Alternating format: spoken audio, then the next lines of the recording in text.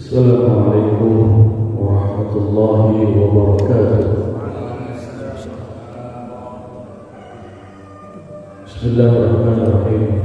Alhamdulillahilladzi faddala bani Adam bil 'ilmi wal 'amal.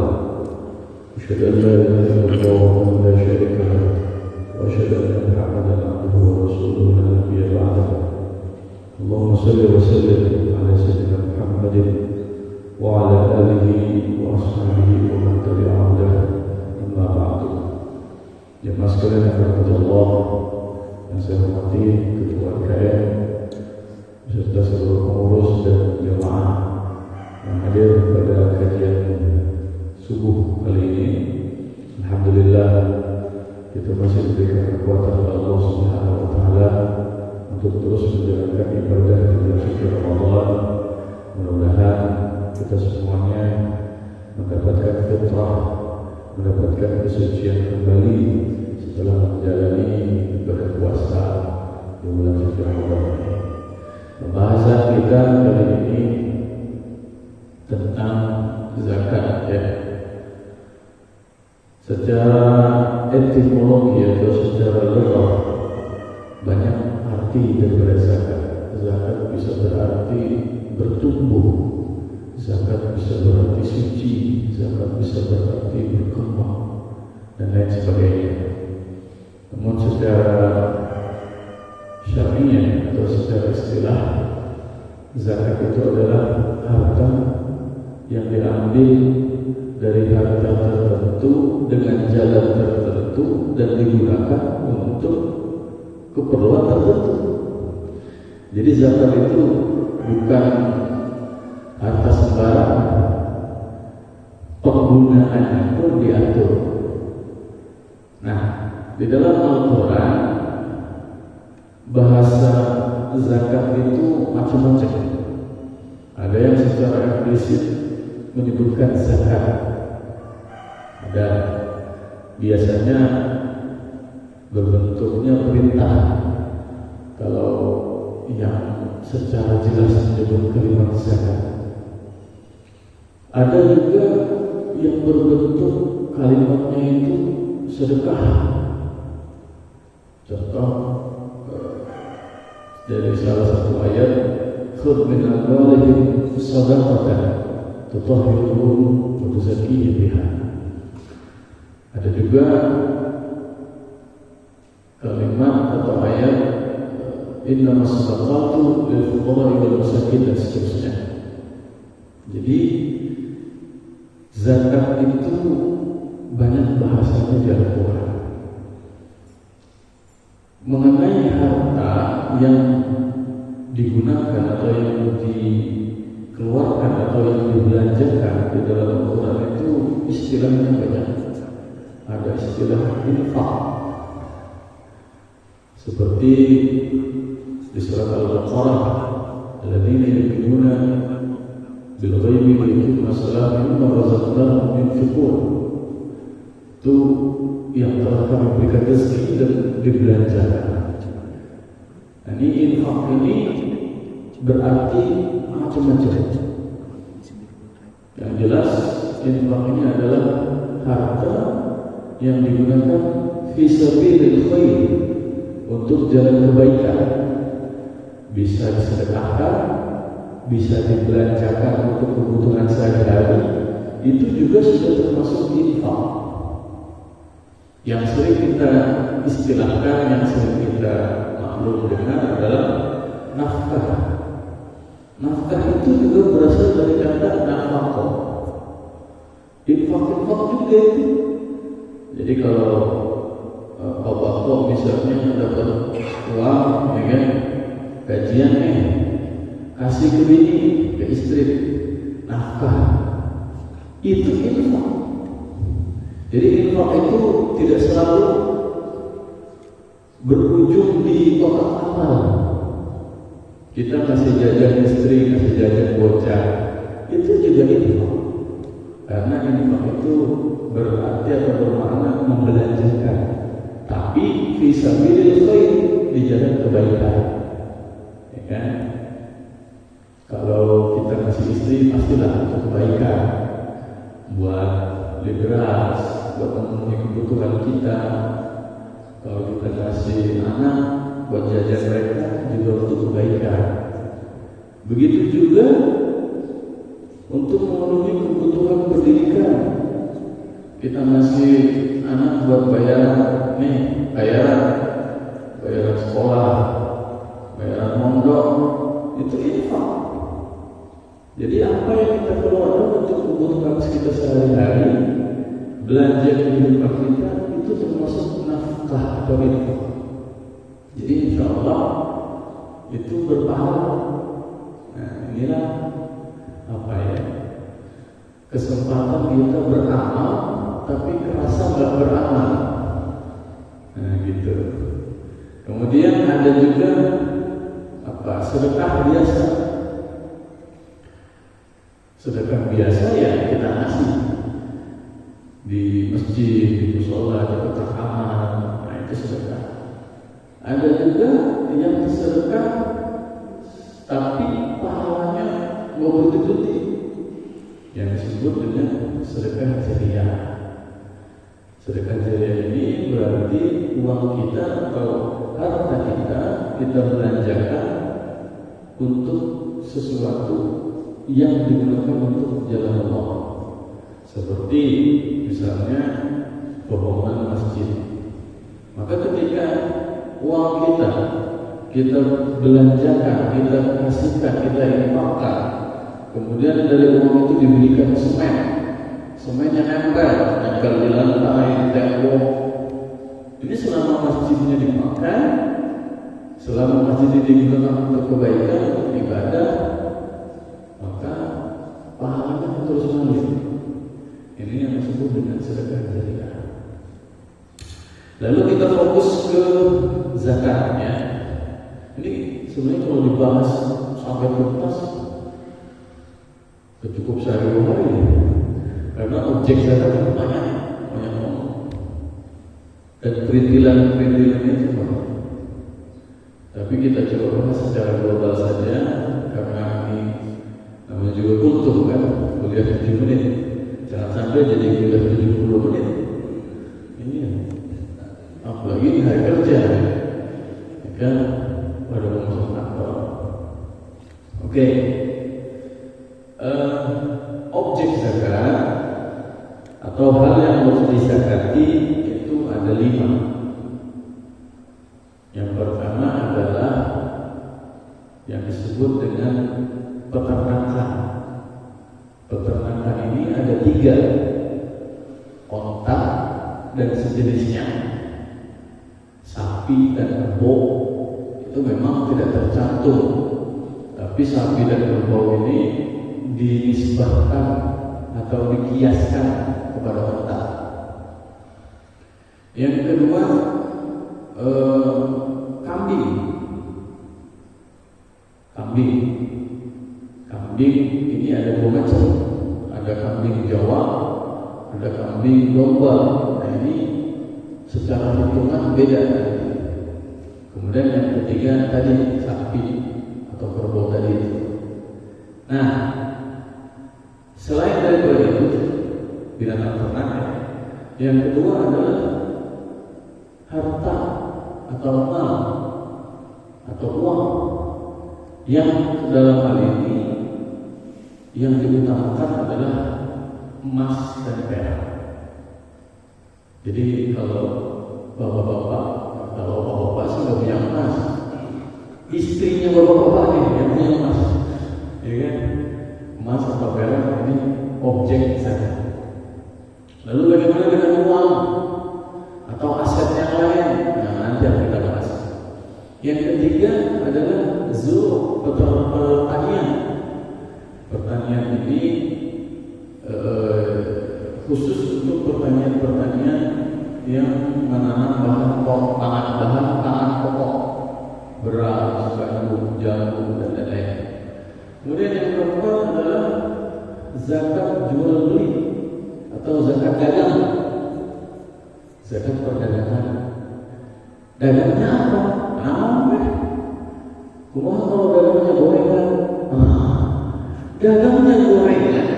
Ini kalau mencapai nisab itu kena zakat karena dagangan. Ya. Gimana kalau dagangnya, umpama kalau ada yang punya usaha jualan mobil, apa lagi? Saya dagang apa? Dagang rumah. Kayak ada pokok yang punya pokok. Nah ini juga kena zakat. Dan yang kelima adalah buah-buahan, yaitu khusus kurma dengan anggur. Lalu bagaimana? Umpama Pak Yahya nih punya kebun pisang, subhanallah, berhektar-hektar. Ini kan buah-buahan juga nih. Apakah kena zakat? Secara buahnya memang nggak kena zakat, tapi itu kan pisang yang segitu banyaknya nggak mungkin dimakan sendiri. Kembung perutnya itu kalau dimakan semua, pasti dijual. Nah, karena ada cara jual beli, karena ada praktek jual beli, maka yang dikenakan adalah zakat dagang. Nah, begitu. Jadi dari kelima objek ini ada tambahan satu lagi, yaitu objek zakat jiwa kita, badan, yang disebut dengan zakat fitrah. Nah, ini udah maklum, ini udah jelas. Nah, sekarang syaratnya apa saja supaya bisa kena zakat? Yang pertama, harus orang Islam. Ya, harus orang Islam. Yang punya perumahan ini bukan orang Islam. Jadi kalau kita minta zakat, ya nggak sah itu. Bukan zakat namanya, karena bukan orang Islam. Yang kedua, harus merdeka orangnya. Kalau zaman ayahnya mau udah merdeka semua, nggak ada yang muda. Yang ketiga, itu harus punya sendiri, bil utang. Punya aset banyak, tapi masih nyicil semua, nggak kena zakat. Ya. Yang keempat, syaratnya lagi itu harus mencapai nisab. Nisab itu adalah kadar minimal seseorang bisa kena zakat, kadar minimal dari satu objek zakat. Dan yang kelima adalah haul, yaitu 1 tahun.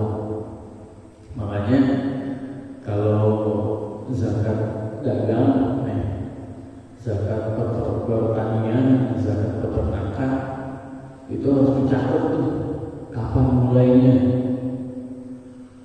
Misalnya nih, Cilok kan ada warung tonggo, itu dicatat tuh mulainya kapan. Ya, mulainya bulan apa ya? Nah, itu ketika mencapai setahun, nah itu zakat. Cuman orang sekarang banyak ambil gampangnya, udahlah ambil Ramadan aja, pasif Ramadan, nggak masalah. Misalnya dimulai dari bulan Rajab, ya, mulainya bulan Rajab, Sya'ban, Ramadan, baru 3 bulan. Tapi dia sudah menganggap 1 tahun tuh, udahlah kita mulai zakat dari bulan Ramadan, nggak masalah meskipun baru 3 bulan. Ketika dikeluarkan zakatnya, maka Ramadan ke depan itu zakat lagi, udah setahun, gitu. Nah, jadi sekalian jemaah Allah, dari 5 syarat ini untuk semua objek zakat, maka kita tahu kapan kita berzakat dan harus berapa yang harus kita tunaikan. Sekarang bagaimana atau apa berapa nisabnya untuk zakat? Ini yang umum aja ya. Kalau peternakan kan kalau nggak punya ternak nih, ada nggak yang punya ternak? Nggak ada. Ada Pak Hendra. Pak Hendra punya ternak ayam. Kalau pertanian, kayaknya nggak ada juga nih yang ngurus pertanian. Buah-buahan apa lagi? Buah sama anggur, nggak ada. Nah, barangkali yang kita ini ada objek zakatnya adalah zakat mal, zakat harta dan zakat dagangan. Zakat mal itu dinisbahkan ke emas. Emas itu nisabnya 77,5 gram menurut pendapat Ibnu Hajar Al-Asqalani. Ya, 77,5 gram. Gram. Udah teuing kilonya. Jadi kalau istrinya bapak nih,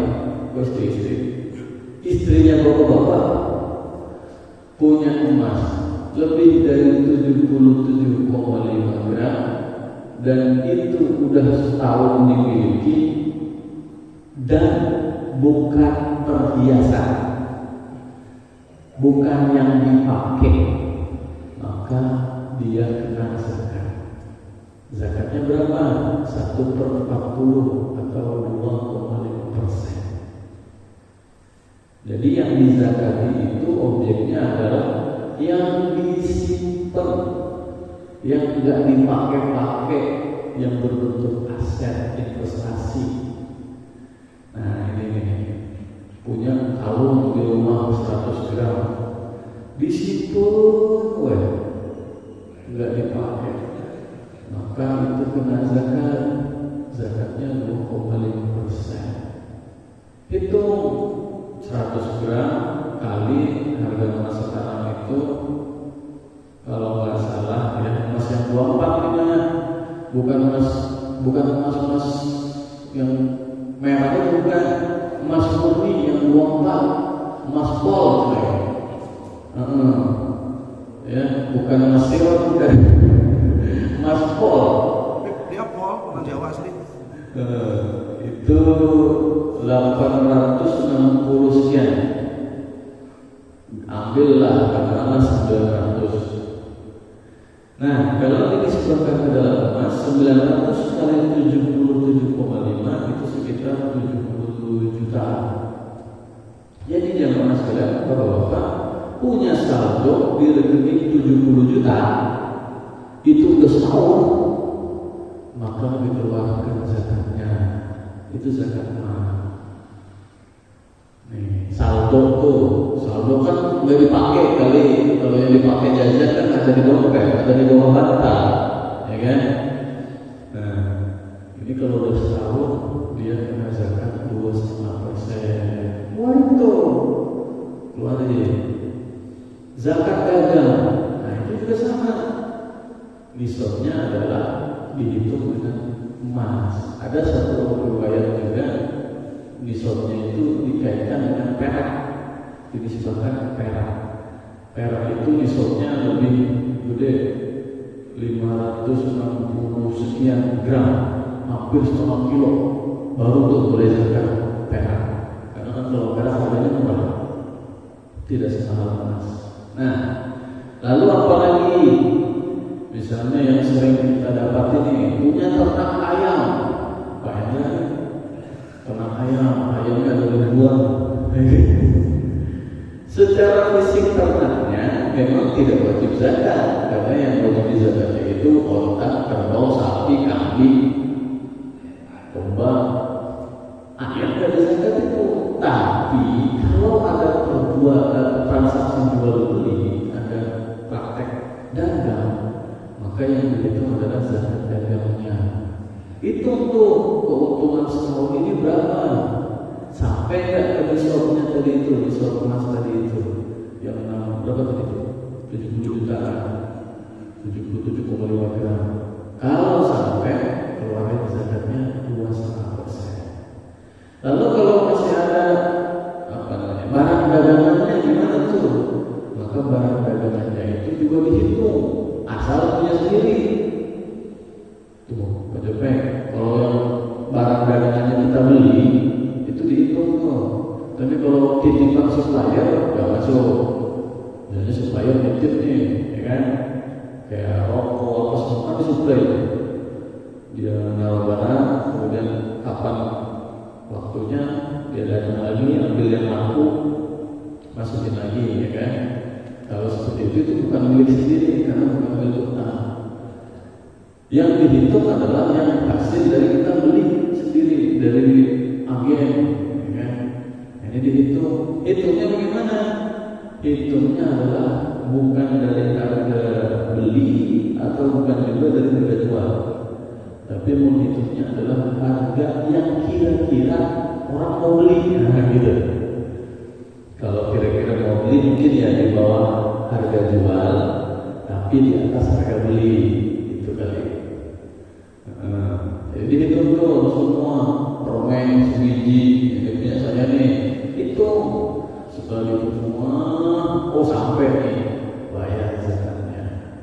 Bayar zakatnya jangan kemana-mana, ke ambil zakat masih Jabir. Iya, iyalah. Nanti kan kalau dibayarkan ke ambil zakat masih Jabir, nanti sama ambil zakat didistribusikan ke yang berhak, bukan hak tinggi, bukan yang berhak, yang asraf, yang 8 orang itu, gitu ya. Nah, bagaimana misalnya lagi kalau dia punya ternak madu, tahu ya madu? Oh, ibu tahu, madu mah bukan dari tawon, dari lebah. Itu gimana tuh? Masuk mana? Di peternakan nggak masuk, di hasil perkebunan juga nggak masuk. Lalu bagaimana? Masuknya dijual beli. Hitung lagi tuh setahun penjualan berapa? Termasuk tadi gorengan, warung kelontong, warung sembako, itu termasuk di situ. Misalnya disamakan dengan emas 77,5 gram. Gitu ya. Jadi itu tuh bayar zakat. Nah, jemaah sekalian, ini yang kadang kurang disadari oleh para pelaku usaha. Gitu. Dia dagang tanpa disadari udah setahun dagang baru berapa? Ya baru 4 tahun. Nah, baru 4 tahun udah pernah sadar belum? Memang ada yang dagang mantap gitu. Nah, makanya mudah-mudahan dengan materi ini bisa memahamkan kita bahwa ada beberapa objek yang memang harus kena zakat. Ada juga objek zakat yang itu suddenly langsung harus dibayarkan. Apa? Kalau kita nemu harta karun atau yang disebut dengan rikas kalau dalam bahasa kita. Misalnya nih, ayahnya lagi gali-gali di belakang situ, tiba-tiba nemu emas. Apaan nih? Diketok apa? Digali ada emas, ya kan? 2 kilo. Itu langsung secara waktu itu juga harus dikeluarin zakatnya. Itu namanya rikas, barang temuan harta karun. Ya, tapi kalau nemu karun di jalan, nah itu bukan harta karun. Ada orang cecer tuh cari miliknya, ya kan, diumumin. Itu. Iya, nemu kalung di jalan gue, alhamdulillah barang temuan nih, langsung dibawa ke toko emas jadi warna jual. Kayak begitu. Jadi yang dimaksud rikas itu yang dari galian, termasuk tambang, itu juga termasuk rikas. Termasuk ini kayak termasuk hadiah undian. Nah, termasuk hadiah undian itu juga karena kita dapatnya mendadak. Itu juga kena zakat, ya. Nah, barangkali ini kemudian mengenai zakat fitrah. Apa itu zakat fitrah? Ya tentu untuk mensucikan diri kita. Kalau tadi yang lain-lain itu untuk mensucikan harta. Jadi ibaratnya kan, ini karpet nih, ini karpet ini harta kita nih. Ini payah ya kerjanya nih. Nyapuin, dibersihin. Nah, kan ada kotorannya tuh. Itulah zakat. Jadi kotorannya itu adalah zakat. Makanya Bani Hashim dan Bani Muthalib, keturunannya Rasul, itu nggak boleh menerima zakat karena sebenarnya eksistensinya zakat itu kotoran. Keturunannya Nabi nggak boleh makan kotoran. Cuma karena kotoran ini berbentuk duit, ya kan, maka masih banyak orang butuh. Orang karena untuk supaya tanaman kita subur juga kan pakai kotoran biar subur. Begitu juga pokok masakin, wafa dan lain-lain itu biar subur kita kasih kotoran. Kotoran dari mana? Dari mata kita. Jadi kalau itu kotoran gak dikeluarin, apa yang kita punya itu masih kotor. Termasuk badan kita kalau nggak pakai zakat fitrah, ada zakat fitrahnya, maka kotor. Kita dikeluarin tuh biar bersih. Itu hikmahnya tuh, ya kan? Ini bayangnya nih kerjanya nih, bersih kotoran, tapi udah tahu tuh, oh ini zakat nih, harus bersih lagi buang. Jadi jangan mau, sayang amat ya kalau dikeluarin. Ini kotoran. Emang kita mau gondol kotoran terus di perut? Kan harus dibuang kan? Nah itu zakat itu. Nah itu. Jadi barangkali mudah-mudahan dengan pembahasan ini kita bisa mengerti bahwa di lingkungan kita ini ada juga objek-objek yang harus kita bayarkan zakatnya. Di antaranya tadi itu. Besarannya untuk zakat kita nisabnya berapa? 1 sok. Ini yang banyak belum tahu. 1 sok itu takaran dari negeri Baghdad. 1 sok itu kalau dikonversi kurang lebih beratnya 2,5 kilo. Kalau liter 3,5 liter. Yang harus dibayarkan zakatnya itu pakai apa? Kalau zakat fitrah dari bahasa kemarin, Ustaz Habib, berbentuk makanan yang makanan pokok. Kalau di kita beras, ya 4 mazhab, 3-nya itu mewajibkannya beras. 1 itu berarti itu boleh menggunakan uang, gitu ya. Itu dulu barangkali, mudah-mudahan apa yang disampaikan bermanfaat. Mohon maaf atas segala kekurangan. Wassalamualaikum warahmatullahi wabarakatuh.